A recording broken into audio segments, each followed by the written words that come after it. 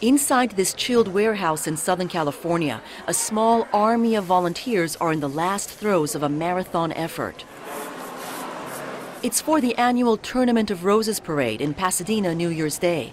They're gluing on millions of little bits and pieces that will transform these giant floats into magical structures. From seeds to petals to obviously the natural flowers to the fresh fruits. A lot of them even have vegetables.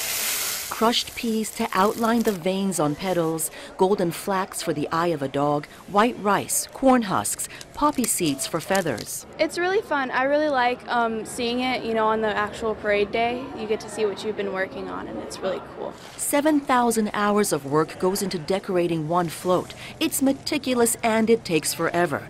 But some volunteers have been coming back year after year. It's fun. It's the hardest work you're ever going to do and the most fun you're ever going to have. There's a serious side, of course. The floats stand for something. This year's theme for all 40 floats, inspiring stories. So the float from an AIDS foundation saw inspiration in a new crisis. More than 500 healthcare workers, these Ebola first responders, have become infected in Africa, and more than 310 healthcare workers have died. Everyone's rushing to get all the bits glued in time for New Year's Day.